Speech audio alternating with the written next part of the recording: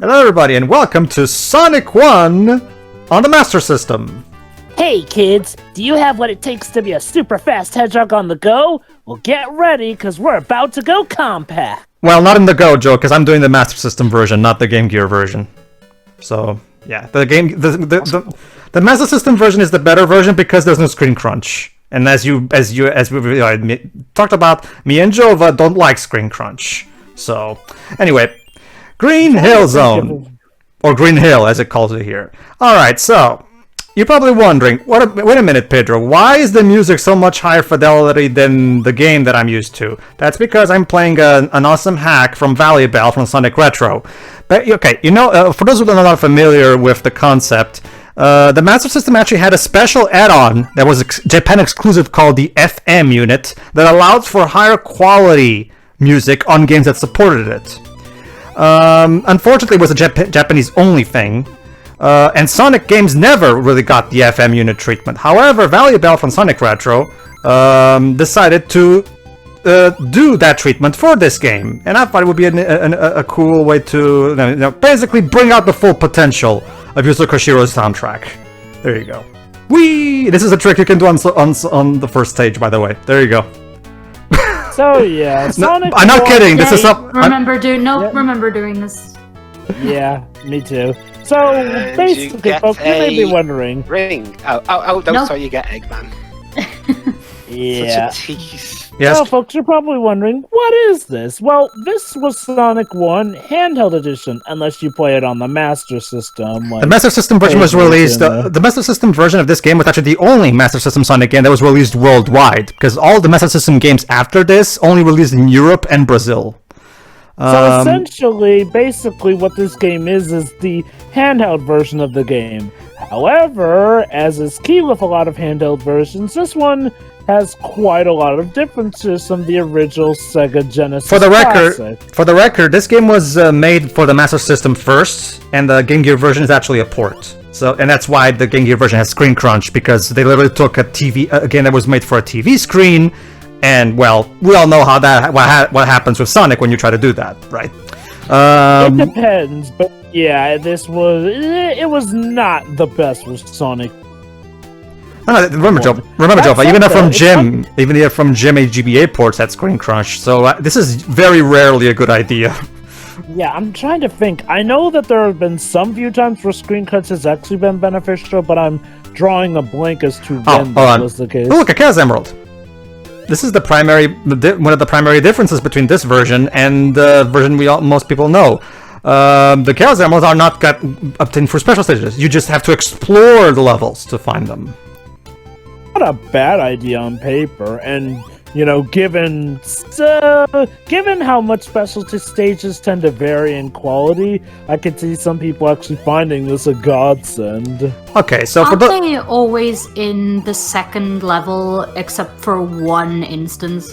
I'm assuming you guys have been introduced to this game via one of the Sonic collections on the PS2 or something along those lines, right? Yeah. Okay, then you guys play the Game Gear versions. Actually, Pedro, It was a Game Gear collection, kind of. Actually, Pedro, I was introduced to this version of the game via by WiiWare. Okay, that's a good point, Duez. Thank you. The only official American releases of the Master System versions of these Sonic games, aside from Sonic 1, of course, because Sonic 1 actually did come out on the US back in the day, were through the Master System. Was for the Wii Virtual Console, because via M2, of course, the Masters of Emulation, the guys who are now making the Sega Ages Switch releases. Okay, so. This game was this port. This is a special stage, by the way. The special stage is just this place where you just jump over various springs and get extra lives and continues, and that's it. The special stages have nothing to do with emeralds, so they're just here as a diversion, basically. This game was developed like they should be. Oh, so I'm assuming you prefer the way this game does it with the emeralds? Like I said before, some special stages work better than others. Though sometimes special stages, I get that they don't want to make them cakewalks, but sometimes special stages can feel kind of grueling, not only to get to, but also to perform and master. And now Green Hill Act 3. Act 3 in these handheld games is always a boss battle. So makes sense. It's kind of like the way Sonic 3D Blast works as well. So Why are you looking at me like that, Eggman? I don't know. Sorry, I was like, Robotnik. That's okay. Call him Eggman Robotnik. His full name is Dr. Robotman or Eggman. Allow me, Dr. Julian Ivo Robotnik Eggman. Well, actually, wasn't it so that at the beginning he was Julian Kuntobor and then he became Ivo Robotnik? Wasn't that the original idea back in the comics? Sometimes he keeps Julian in the name. Oh, and by the way, like, the first boss of this game is pathetically... You thought the ball and chain was pathetic? Trust me, this makes the ball and chain look like a... There you go, this is it. This is just Eggman bumbling around and doing nothing, and he occasionally goes down and tries to touch us to hurt us. And that's it. There you go. Anyway, like Pedro said, if you have played this game, you may have more likely played the Game Gear version. That tends to be the version that most people remember. Well, in America, Joe, because in Europe, the Master System was actually very, very popular, so most Europeans played it on the Master System, actually. But yeah, go ahead. Depends, but yeah. Even by modern expectations, though, you'll probably remember the Game Gear version more, seeing as how that's the one that's spread in the collections and whatnot. True. Go ahead. Bridge Zone! Good old Bridge Zone. This is my favorite track in the game, actually. Complete with the more compact version of Sonic 1 comes, of course, a new set of stages. Yeah. So, kind of taking like the Sonic Generations 3DS approach to things. Volleyball was also the one that did turned the PC collection of Sonic and Knuckles tracks into tracks to be used in Sonic 3 Complete that I did back in the day. So good job, dude, on your arrangements. It really looks like an official FM Unit version.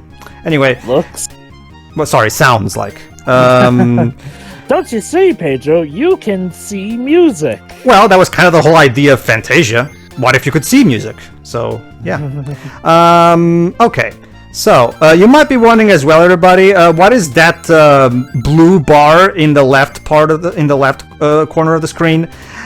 That's actually part of the game. That's actually not a problem, trust me, because when you play it, like even if you play on the official Master System, on official Wii emulations made by M2, that signal is still there. That's actually part of the Master System video signal as it was. I don't really know what and trust me, there are RetroArch cores that can take that out. However, if you do, it will cause graphical glitches because the game doesn't expect it. So trust me, that's actually part of the game. It's not a problem with my emulator or anything like that. Alright.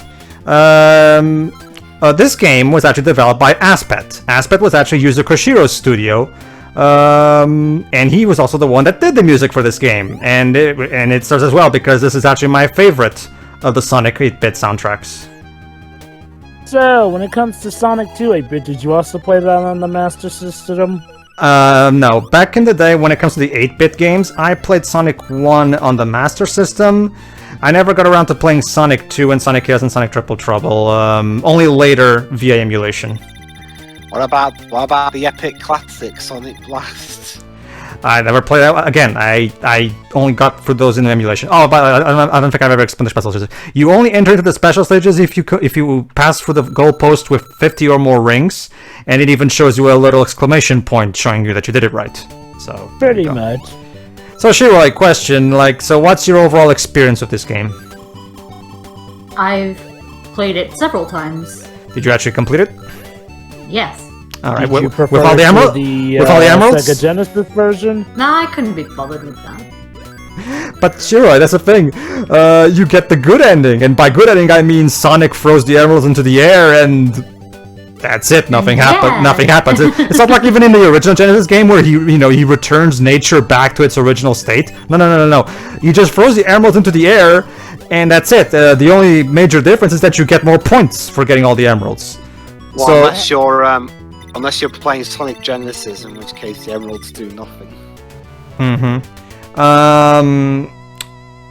Yeah, basically. Wait till we get to Sonic 2, because it's in Sonic 2 that the emeralds become of the utmost importance. But yes, because other the than granting you powers. You'll Well, see. I played most of the Game Gear let's slash just Master say System it's- games. it's for a Sonic. matter of life or death regarding Sonic 2. Oh boy, these kinds of stages. Auto-scroller, yeah. Oh yes, my favorite. Yes, auto-scrolling in Sonic is not usually a pretty good idea, because it doesn't really fit with the speedy style that this series usually goes for. Also, I was Sonic- kind of fine with this one. It's the one in Forces that made me legit angry. I was just Yeah, say, I've got a nightmare scenario. I will just say What? this: Sonic An Colors did it auto-scrolling better. stage in Sonic Labyrinth. All right, this is okay. You. This is actually this is the only 8-bit Sonic game where the story is the exact same as its Mega Drive counterpart. However, for shits and giggles, let's still read the story from the manual. Allow me. Crush Dr. Robotnik. Dr. Ivo Robotnik, the mad scientist, is snatching innocent animals and turning them into evil robots. Not just robots, evil robots. Only one tough dude can put an end to the demented scientist's fiendish scheme. Remember, SEGA America was trying to push the whole 90s attitude thing. It's Sonic, the real cool hedgehog with the spiked haircut and power sneakers that give him super... Haircut, that's his quill. No, remember, Shiroi, Greg Martin, the guy who did the American artwork for the games at the time, he always draw Sonic's spikes as a mohawk. So it's supposed to be a haircut, apparently. Anyway, where was I? Oh yeah, help Sonic fight hordes of metal maniacs with the with the supersonic spin attack. Speed down rolling hills and leap over dangerous booby traps. Then splash through the chilling waters in an underground cavern, and if you're lucky, you can warp to the special stage where you jump from springs and bounce off bumpers. Well, actually, there's no bumpers in this special stage of this game. But wait, hold on. There are bumpers in the special stages. okay, but they're not traditional bumpers like in the Mega Drive counterpart, though. But whatever. Well, the bumpers here are a bit different, probably because they had to, save on assets and whatnot, because compact version of the game. I guess. Yeah, as if you're in a real pinball machine. Your greatest challenge lurks in a flying blimp where you come face to face with Dr. Robotnik himself. Spin till you're dizzy, save the animals, and become the superhero. Be Sonic, be atomic. What? The atomic thing never don't caught wanna on be for atomic. Sonic. I'm not kidding, Shiro. This was also in the Mega Drive manual because I had it. Don't just be Sonic, Shiroi. Be atomic. Whatever the hell that means. Well, I know what it means to be atomic, but that's not always good for your health. I don't even understand what the hell they were thinking when they wrote this manual. Like seriously, they thought they were being way cooler than they actually. Yeah. This sounded way cooler in their heads. Clearly. Pedro, congratulations, Pedro. You've just described the 90s in general. I would argue some. No, hold on. Now, let me explain. I don't mean that the 90s were actually, that dorky in reality. No. The 90s were legit that cool. What I mean is, the 90s were pretty much summed up by, Hold on, Jova. everything sounding cool. Let me just explain the bosses. Here's another problem I have with the game, however. The bosses in both Sonic 1 and Sonic 2 8-bit, you have to fight the bosses with 0 rings. I'm not kidding, there's never rings near the bosses. This isn't the problem with the first boss, because the first boss is as easy as piss. But starting on the second boss, things start to heat up difficulty-wise, and trying to beat these bosses with 0 rings, and because Didn't you lose a couple of rings earlier? Okay. no, that's because I'm using cheats to make my life easier. Basically, I have a cheat that allows me to don't die when I have 0 rings. Go ahead, Jova. To be fair, you can have rings upon a boss starting if you got them before entering the boss arena. However, if you die after that, whenever, say, you want to go back to a boss, you are Actually, no, down Jova. out of luck in regards to rings. Actually, no, Jova. Act 3s of this game don't have rings in them. Feel free to check my footage again if you want. There are no rings in Act 3s of this game. Oh. So you're really supposed to fight this boss with 0 rings. Again, don't get me wrong. Yes, the final zones of Sonic 1 and 2 on the Mega Drive did this too. But here's the difference. Those were the final zones. This game, on the other hand, immediately expects you to fight all of the bosses in this game with 0 rings, which is... which kind of really messes up the difficulty curve of this game. Like, seriously. Yeah, you're right. You don't start with rings in this one. No. If you see it, Why did they bother saying ring bonus? that's because it's just Well, that's how the game is programmed, Libs. I mean, it's not they're going to change it up for one level, or the levels that don't have rings. Yes, and now we're in Jungle Zone. Another fan favorite track from this. I prefer Bridge Zone, but yeah, this one is really good as well. I prefer Scrap Ring Zone. From this game? Yeah. Okay. Oh, and by the way, no spin dash, of course, since this is the first game. So you have to do. The problem is, yeah, like obviously since Yuji Naka didn't work on this game, the physics are not nearly as tight as in the Mega Drive version. I'd say they're fine enough for the game. They're fine enough because the game is actually designed with them in mind anyway. It's just that there are certain bits where I really wish I would have the Mega Drive physics. It's probably a fan mod that does that. The level design of this game, everybody, as you can probably get noticed by this point, is that the level design of this game is not really much in keeping like Hirokazu Yasuhara designed his levels in the Genesis trilogy. It's definitely more traditional, more Mario-esque, if you will. Just going a bit faster. To be fair, Sonic 1 Genesis did kind of have that issue as well, with Green Hill Zone kind of being the main zone that actually lets Sonic show off its speed. And well, then you get hit with Marble Zone. I will argue Starlight Zone also did that, but yeah, it was only Green Hill and Starlight Zone, yeah. Yeah, I mean, Marble Zone, holy cow, Marble. Okay, look. I don't hate Marble Zone. I get why it was there, to see, oh, maybe people might prefer a more puzzle platforming Sonic or whatnot. But man, Marble Zone is not exactly what I consider the pinnacle of fun in Sonic, for obvious reasons. Sure. Fuck. And I was trying to go back. I was trying to go back there because that's where you get the Emerald Joe, but you'll see in a moment. Okay. I want to show off where the emeralds are. Oh yeah, I get that. Where was I? But yeah. One thing about this hack that I forgot to mention as well. You can freely, whenever you're in the title screen, press start to switch between the original 8-bit tracks and the new FM unit tracks that Valley Valve made for this hack. So you can choose to you can select the original tracks back if you. Personally, I prefer playing them. Brought up to the full potential if SEGA actually, allowed Aspect to use the FM unit. But whatever. No, I'm partial to the 8-bit version. Yeah, sure. I'm fine with the 8-bit version too. Oh, I'm fine with them as well. It's just that I really wish that they would have used the FM unit to truly bring out these compositions' full potential. I guess to be fair, it's a case of don't fix what isn't broken. Because, sometimes upgrading a sound chip does not always work out ironically. No, Joe, I think you're misunderstanding. No, the Master System games that supported the FM unit, they weren't upgraded for them. They were made with the FM unit in mind. Like Phantasy Star, for example, has FM unit support right from the original release. The problem is that since the FM unit never released outside of Japan, we, Western people, never even knew about that.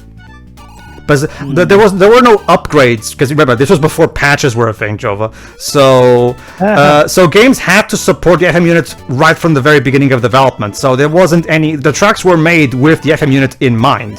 So there wasn't any. Go ahead.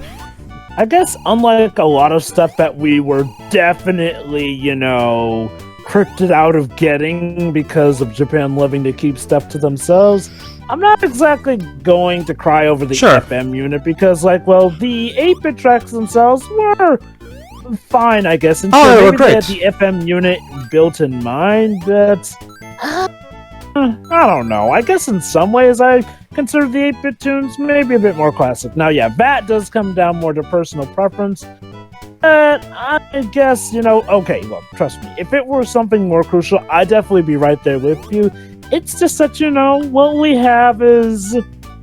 I feel good enough. Oh, sure. I have nothing against the 8-bit tracks. I want to make that clear. It's just I just thought it would be cool to show off Valley of Bell's great work with this hack. Oh, there is. Oh no, it is. Oh, there's nothing. I never would have known about this feature otherwise. Same. It's good to know. Nope. Not enough no special rings, stage for Sonic. you. Also, why are all the Chaos Emeralds the same color? Because limitations of coloring for the more compact design. No, I got it. Trick Sonic, Robotnik painted them all blue. Also, I get the thing that this may have also been because the series hadn't established its lore so solidly since, very first game. I guess. Fortunately, starting with Sonic 2 8-bit, they'll actually have different colors. Emeralds, shouldn't they all be... funnily enough, since they're called emeralds, shouldn't they all be green? That's the thing, Jova. That's the thing, They Jova. should. That's the thing, Jova. Sonic 2 8-bit and onwards do have different colors for all the emeralds, so the Master System could perfectly handle different colored emeralds. So... In regards to this first one... Well, I don't know. I know that the hardware is capable of it, but maybe the designers just forgot. Maybe the tech... Okay. Oh, I hate that. Oh, Yeah. another one of my favorite things. Yes, basically everybody. Right. Basically everybody. Yeah, this is where I'm going to activate the moon jump code because fuck this. I was being sarcastic. If there's one thing I hate in when it comes to old 8-bit game design is Contra Syndrome. For those who are not familiar with Contra Syndrome, it actually made a comeback in Sonic Lost World, even though nobody wanted it. To say. Even though nobody wanted it. So Contra Syndrome, everybody, is something that basically involves this. Every time there's instead of the level actually scrolling around with you, instead there's a specific part of the screen at a time. And if you fall below that screen, you just die, even if there is level design in there. So basically, any error while jumping through these platforms and you fall to your death, like that, exactly. See? There you are. Perfect timing, actually. The reason this type of design is so bad and viewed as a big no-no nowadays is because it makes things unnecessarily frustrating. Like, there's level design there. Allow me to climb my way back to where I was. Seriously. It's especially terrible if you want to do backtracking in some cases. Now, thankfully, most games didn't require backtracking, but there were some noticeable exceptions. Hey, Lips. Now imagine doing this with Screen Crunch on a Game Gear. Yeah, I mean that's like Fuck you! The platform was there! You stupid game! That's like the only way Sonic Genesis could have been worse. Screen crunch and this kind of stuff. Sonic Genesis did have screen crunch, actually. Horrendous screen. He's talking about the Contra Syndrome, actually. In addition to screen crunch. Okay. Okay. Fortunately, Sonic Genesis did not. Could you imagine Sonic Genesis at Contra Syndrome? Holy shit! Oh god! I mean, that would. The game's already unplayable. That version of the game's already unplayable as it is. Could you imagine? Ugh. I forget. Is it? I forget. Is it you or Shiroi who's playing that game? That's the plan. Oh. Yes, unfortunately, we don't have the tech for that in the minute. Yeah. Emulators. There you go. Jesus. I'm poor. And by the way, this is the only level. No, this is the only level in these 8-bit games that actually has Contra Syndrome. So clearly, at the very least, the developers realized that this stage was a bad idea. A reminder that I have a physical but copy they realized of that. Sonic Why'd they Genesis. keep it in the game? So you guys are actually going to spend money to get a Game Boy capture system? Oh no, hell no, not for that. I might. I already learned from my experience with the Earthworm Jim GBA ports, so I knew better than to buy that crap. Hey, it was given to me. I didn't buy it. Well, but someone bought it, though. Yeah, that is true. I've still got to get all the stuff. Pedro, the The platform's in the middle, not to the far left. Well, but remember, Jova, I hit the ball, and the knockback threw me away. That was the problem. See, does the moon jump also mess with your physics too? No, it doesn't. It was just me who fell on the ball, and the ball knocked me back into. It's because the knockback is see, the knockback is actually pretty big on this game. But anyway, see, again, allow me to remind everybody: you have to beat this boss with 0 rings. So don't fuck up, like at all. I guess to be fair, when it comes to the knockback, the ball's supposed to kill you anyway, so... I'm not saying these bosses are badly made per se, it's just that I don't understand the decision to not give us any rings. True.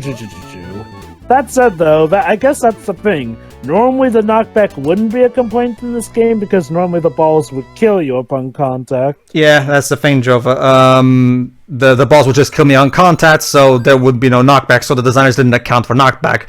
I just got...